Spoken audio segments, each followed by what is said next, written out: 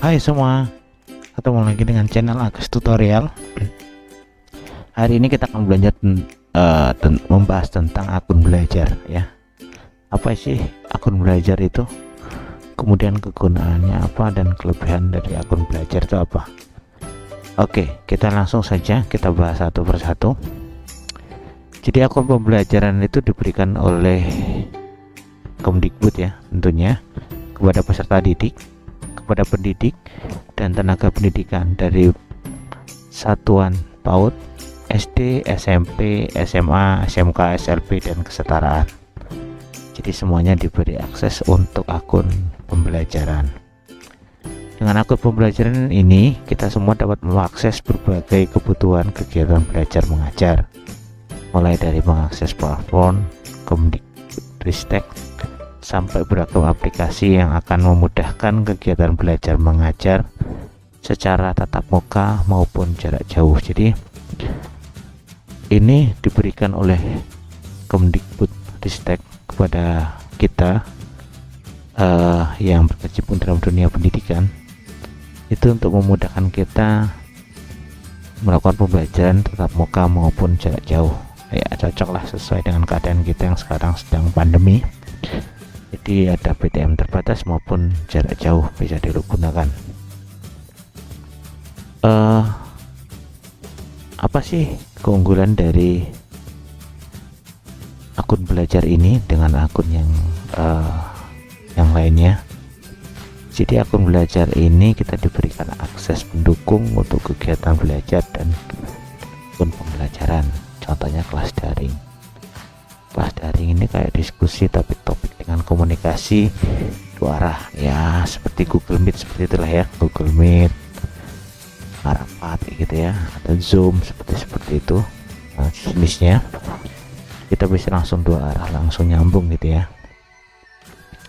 Yang itu kelas daring atau pakai classroom sama aja ya, bersama. Kemudian panggilan video ya kayak Google Meet itu, tapi dia bisa direkam oleh guru. Jadi nanti videonya bisa direkam kemudian bisa dimanfaatkan untuk pembelajaran.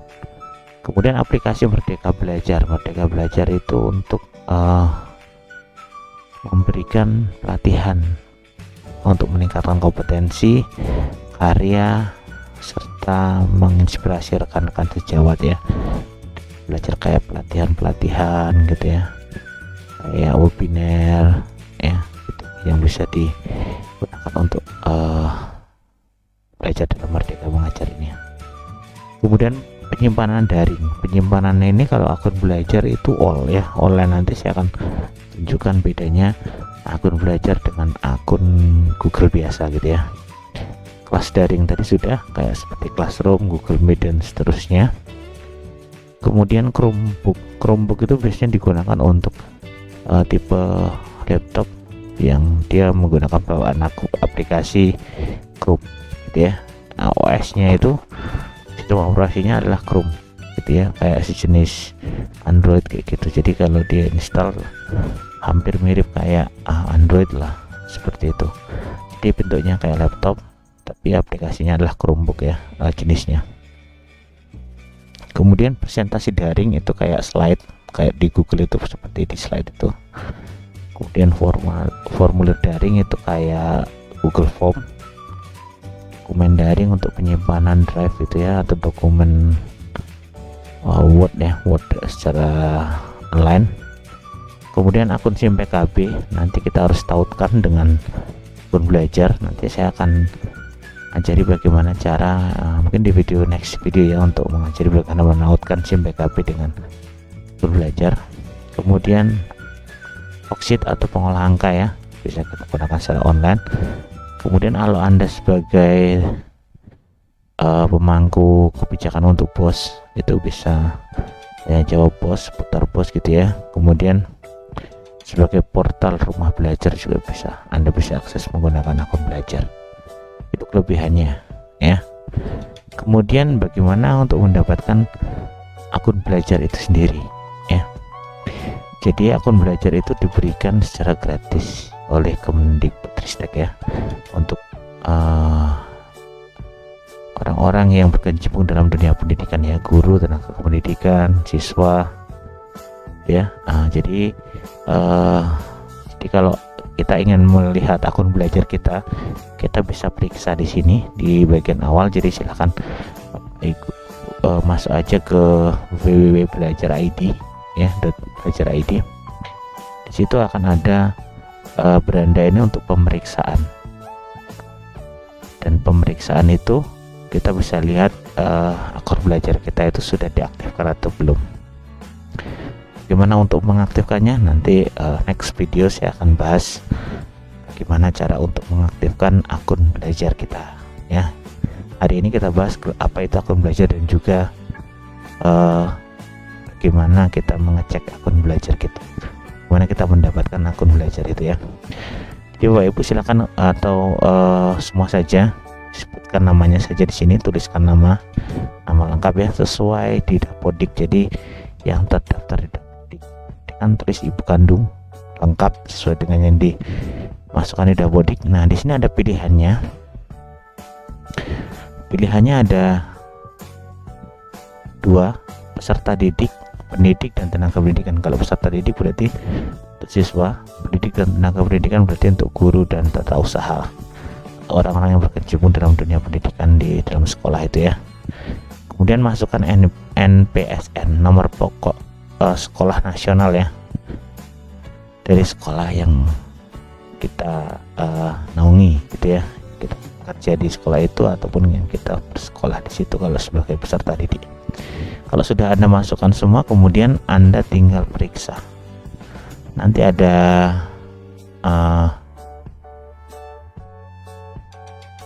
isinya seperti apa. Di situ dapat informasi dari akun-akun itu, yang dari akun belajar. Dan nanti cara mengaktifkannya next video nanti saya akan bahas. Oke, kita langsung lihat aja akun belajar itu seperti apa sih. Oke, ini akun belajar saya karena saya ngajar di SMK, kebetulan saya guru SMK.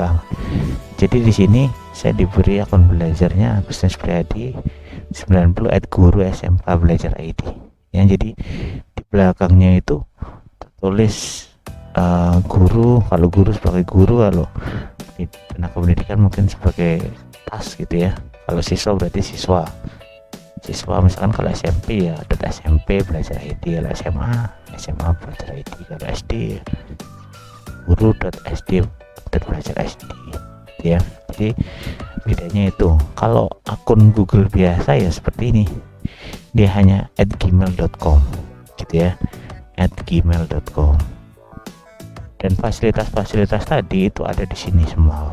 Ini akun belajar, ada Gmail, ada Drive, ada Classroom, ada dokumen, spreadsheet, slide, kalender, chat dan seterusnya ya. Di sini ada grup, kita bisa buat grup dalam satu kelas, itu untuk akun belajar. YouTube kita dikasih, Jambrut ini kita dikasih untuk papan tulis digital gitu ya. Kemudian Art itu untuk menjelajah tempat, misalkan untuk pelajaran IPS gitu ya.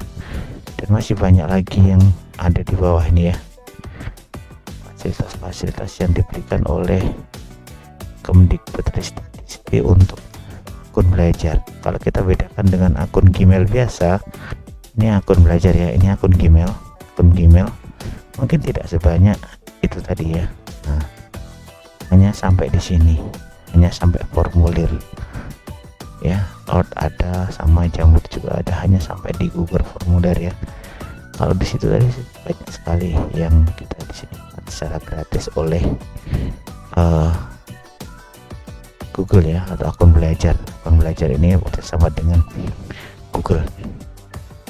Kemudian untuk Drive penyimpanan, ini akun belajar saya.